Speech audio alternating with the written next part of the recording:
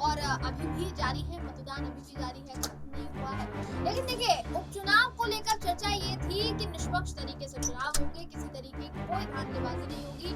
अखिलेश यादव जिस तरीके के आरोप लगा रहे हैं, उसको लेकर योगी आदित्यनाथ ने कहा कि वो हारने के बहाने ढूंढ रहे हैं। लेकिन आज जब मतदान हुए तो पोलिंग बूथ पर कहीं ना कहीं अखिलेश यादव के तमाम आरोप सही साबित होते हुए नजर आए, क्योंकि यहाँ कई ऐसे पोलिंग बूथ थे दोस्तों, जो हम आपको बताना चाहेंगे कि कई पोलिंग बूथों पर बीजेपी ने कब्जा कर लिया। और ये आरोप हमारा नहीं है, ये आरोप था समाजवादी पार्टी का। और अभी भी तमाम ऐसी सीटें निकलकर सामने आ रही है जहां पर धांधलीबाजी हुई है, या तो भाजपा के जितने कार्यकर्ता है वो बूथ के आसपास दिखे हैं, या फिर ऐसा हुआ है कि ईवीएम मशीन खराब हो गई, जिसको लेकर सबसे ज्यादा सवाल उठे। विधानसभा चुनाव में भी सवाल उठे हैं, हर चुनाव में सवाल उठते हैं ईवीएम मशीन को खास कर लेकर। और वहीं बात करेंगे वोटर लिस्ट की, तो पहले जिस तरीके के आरोप लगाए थे, वोटर्स का नाम कट गया है, कई लोगों को वोटिंग करने नहीं दिया गया या वोट करने को नहीं मिला, ऐसे तमाम तरह के आरोप अभी भी लग रहे हैं।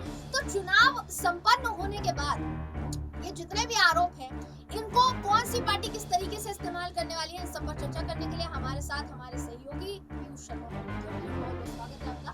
पीयूष, देखिए, यहाँ गोला गोकर्णनाथ सीट, अभी एक यूपी की बात करेंगे तो यूपी में एक गर्म मुद्दा बन गया है, क्योंकि जब तक मैनपुरी सीट की तारीखों का ऐलान नहीं हो जाता तब तक चर्चा सिर्फ गोला गोकर्णनाथ पर होगी। तो गोला गोकर्णनाथ सीट से जुड़ी आप हमारे दर्शकों को जानकारी दीजिए कि अभी देखिए जिस तरीके के आरोप लग रहे हैं बीजेपी पर कि बीजेपी ने बूथ कब्जा लिया, और अखिलेश यादव ने पहले भी आरोप लगाए थे, यहाँ तक चुनाव आयोग पर भी आरोप लगे हैं कि चुनाव आयोग ने निष्पक्ष जांच नहीं कराई, जिस तरीके से समाजवादी पार्टी ने शिकायत की उसका ठीक तरीके से संज्ञान नहीं लिया गया, ऐसा आरोप लगा है। तो आप क्या कहना चाहेंगे कि बीजेपी पर जो आरोप लग रहे हैं वो सही है, या फिर यहाँ पर अखिलेश यादव की जो पार्टी है यानी समाजवादी पार्टी है वो जानबूझकर इस तरीके की प्रपंच खेल रही है? नहीं, बिल्कुल। देखिए, यहाँ पे अगर बात करो सपा की, नहीं, सबसे पहले देखिए बात करते हैं गोला गोकर्णनाथ। देखिए, आज उपचुनाव है। इस वक्त जब हम खबर कर रहे हैं उसके थोड़े मिनट बाद देखिए अब मतदान बंद हो जाएंगे, मत सारे बंद हो जाएंगे। जितनी भी ईवीएम की देखिए पेटियां हैं वो सब स्ट्रांग रूम में रखवा दी जाएंगी, और 6 नवंबर को देखिए मतगणना होगी। मतगणना देखिए, रिजल्ट देखिए 3 से 4 बजे तक आ जाने चाहिए, मेरे ख्याल से उससे पहले ही आ जाने चाहिए, क्योंकि एक ही सीट के चुनाव है, तो जितने भी बूथ है उन पर मेरे ख्याल से 3-4 बजे तक चुनाव आके रिजल्ट आ जाएगा। 6 नवंबर को पता चल जाएगा कि जीतेगा कौन। लेकिन अब इससे पहले देखिए, 6 नवंबर से पहले आज है 3 नवंबर, तो आज के दिन जब मतदान हो रहे थे तो सपा जो है वो लगातार आरोप पे आरोप लगाए जा रही थी। सपा का ट्विटर हैंडल से लगातार देखिए आरोप भाजपा पर लगाए जा रहे थे कि बूथ कैप्चरिंग हो रही है, पैसे बांटे जा रहे हैं, साथ साथ जो प्रशासन है वो भाजपा की कठपुतली की तरह काम कर रही है। 3 बड़े आरोप देखिए सपा ने भाजपा पर लगाए थे। अभी देखिए कि ये पहले आरोप से आपको मुखातिब कराऊं तो यहाँ पे पहला आरोप उन्होंने लगाया था कि जो बीजेपी है वो बूथ कैप्चरिंग करेगी, यानी कि अरविंद गिरी जिनका आकस्मिक तौर पर निधन हो गया था, तो अब उनके भतीजे आशुतोष गिरी जो हैं वो सपा के प्रभारियों को, एजेंटों को, सबको, जितने भी वोटर भी हैं उन सबको देखिए बूथों से भगा रहे थे। ये आरोप उन्होंने लगाया था, पहला।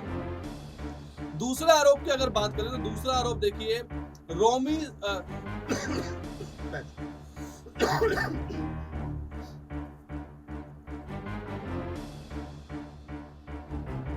दूसरे आरोप की बात करें तो देखिए दूसरा आरोप विधायक रोमी पर लगाया था, भाजपा के विधायक रोमी, तो उन पर यह आरोप लगा था कि अपनी गाड़ी में देखिए घूम रहे थे, गोला जो विधानसभा सीट है तो उस पर अपनी गाड़ी में घूम रहे थे, और साथ ही साथ गाड़ी में रखे थे बहुत सारे लिफाफे। अब लिफाफों में क्या था ये तो पता नहीं है, लेकिन हाँ, सपा ये आरोप लगा रही है कि उन लिफाफों में थे पैसे जो कि वोटरों को बांटे जा रहे थे। और ये देखिए आरोप जो है वो बेहद ही संगीन है, क्योंकि पैसे बांटना इलेक्शन में देखिए इलीगल है।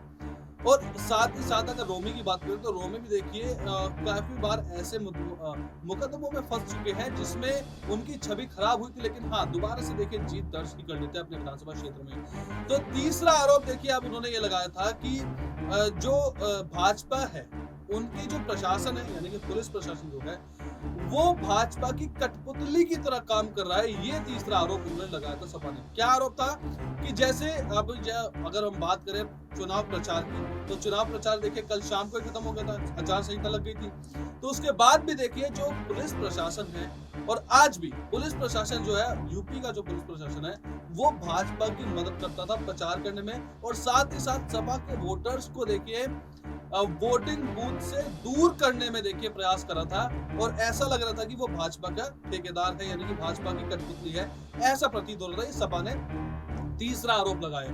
अब तीनों आरोपों पर देखिए भाजपा मौन है इस वक्त, तो जिस वक्त हम खबर बना रहे हैं, क्योंकि भाजपा देखिए अगर हम बात करें, वो सीधा डायरेक्ट देखिए अपनी जीत का जश्न मनाने शुरू कर दिया है। अरविंद गिरी के बेटे जो अमन गिरी है, उन्होंने बोला था कि अब तक जितने भी देखिए अब तक जितनी भी बार मेरे पिता जो चुनाव लड़कर जीते, यानी कि 9 बार वो विधायक रहे वहां से, तो इससे ज्यादा देखिए आज तक सबसे ज्यादा देखिए वोट जो है उनको मिलेंगे, यानी कि जीत का जो आंकड़ा होगा वो बेहद ही सबसे ज्यादा होगा। ये उन्होंने देखिए अपना एक विश्वास जताया है, देखिए दावा ठोक दिया है जीत का। और साथ ही साथ सपा की बात करूं तो सपा भी देखिए जीत का दावा ठोक ही रही है, यानी कि विनय तिवारी जो है वो लगातार अपनी जीत का दावा ठोक रहे हैं। अब जीतता कौन है ये देखा जाएगा, लेकिन हाँ, सियासत देखिए बहुत गर्म हो चुकी है। यहाँ पे सपा के आरोपों के बदले देखिए भाजपा का मौन रहना, ये भी देखिए थोड़ा संकेत तो दे ही रहा है। देखना ही होगा कि जीत किसकी होगी, आरोपों पर देखिए किसकी जीत होगी। यहाँ पे चुनाव आयोग जो है वो डीएम को तो तलब कर दिया है। अगर आपको पता हो तो मैं आपकी जानकारी के लिए बता देता हूँ कि डीएम को तलब कर दिया गया है चुनाव आयोग की तरफ से। जितने भी सपा के आरोप है उन पर देखिए आप संज्ञान ले लिया है चुनाव आयोग ने।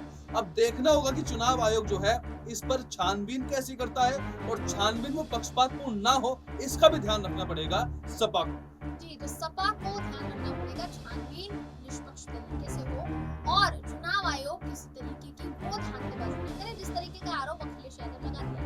लेकिन देखिए यहाँ पीयूष एक सवाल यहाँ और उठता है कि जिस तरीके के आरोप अभी लगाए गए हैं, उसी तरीके के सेम आरोप विधानसभा चुनाव में भी लगाए गए, लेकिन फिर भी बीजेपी जीती। अभी इस वक्त सेम आरोप लगाए जा रहे हैं, अखिलेश यादव भी लगा रहे हैं और समाजवादी पार्टी भी लगा रही है। लेकिन क्या यहाँ बीजेपी की प्रतिक्रिया ना आने को यही समझा जाए कि बीजेपी को पता है कि हाँ जीतने की होगी, तो इसलिए किसी तरीके की कोई प्रतिक्रिया अभी तक बीजेपी की तरफ से इन आरोपों पर सामने नहीं है? क्या लगता है? देखिए यहाँ पे अगर बात करूं विधानसभा चुनावों की, तो देखिए विधानसभा चुनाव में 5 राज्यों में विधानसभा चुनाव हुए थे, जिसमें से 4 राज्यों को देखिए बहुमत के साथ बीजेपी ने जीता। अब यहाँ पे उत्तर प्रदेश की बात करें तो देखिए उत्तर प्रदेश में जब विधानसभा चुनाव के रिजल्ट आए थे, तब सपा को देखिए जोरदार झटका लगा था, और झटके से देखिए उन्होंने आरोप लगाना शुरू कर दिया था, ईवीएम को दोषी ठहराना शुरू कर दिया था। क्यों? क्योंकि देखिए यहाँ पे अगर बात करें भाजपा की, अगर भाजपा किसी राज्य में जीतती है तो ये देखिए आकस्मिक तो नहीं होता है। यहाँ पे वो पहले से ही देखिए पता होता है कि अब विपक्ष जो है वो ईवीएम को दोषी ठहराएगा। लेकिन अब देखिए यहाँ पे ईवीएम को दोषी ठहराने के बाद चुनाव आयोग ने इस पर संज्ञान लिया है। चुनाव आयोग ने बोला है कि देखिए अगर आपने जो दोष लगा रहे हैं, वोटर लिस्ट में से नाम काटने का जो दोष लगाया था अखिलेश यादव ने, अगर ये दोष आप लगा रहे हैं तो आप इसका हमें सबूत दीजिए। सबूत मांगा था, सबूत देखिए अखिलेश यादव ने इकट्ठा करना शुरू कर दिया। आपने विधायकों को बोल दिया है कि देखिए आप अपनी अपनी विधानसभा में जाकर जितने भी सबूत हो सके वो इकट्ठा करिए कि कैसे बीजेपी के साथ मिलकर चुनाव आयोग ने वोटर लिस्ट में से वोटर्स हटाए थे और सपा के वोटर्स को मतदान नहीं करने दिया था। तो इसलिए देखिए यहाँ पे अब उन पर कवायद चल रही है। 10 नवंबर तक अखिलेश यादव को सारे सबूतों के साथ चुनाव आयोग में नोटिस का जवाब देना है। अगर नहीं देते तो शायद देखिए विधायकी जा सकती है। जी जी सर। तो यहाँ विधायकी जा सकती है, सीधे तौर पर यहाँ विधायकी जा सकती है, साफ सीधे यहाँ पर आरोप करते हुए नजर आ रहे हैं। देखिए विधायकी जाती है, नहीं जाती है, और इस सीट पर कौन अपना परचम लहराता है? क्या भगवा ध्वज लहराएगा, या फिर यहाँ लाल टोपी कमाल कर जाएगी, साइकिल चलेगी? यहाँ तमाम तरह के सवाल खड़े हो रहे हैं, लेकिन ये सवाल इनका जवाब तभी सामने आएगा दोस्तों जब गोला गोकर्णनाथ सीट के चुनाव के नतीजे सामने आएंगे, जो कि 6 नवंबर को सामने आएंगे। उस दिन का भी इंतजार बेसब्री से किया जा रहा है। लेकिन अभी जिस तरीके की खबरें सामने आ रही है, उसके बाद बीजेपी अपना परचम लहराती है या फिर समाजवादी पार्टी, ये देखना। बहरहाल इस खबर पर आपकी राय क्या है, कमेंट करके जरूर बताइएगा। वीडियो अगर आपको पसंद आया हो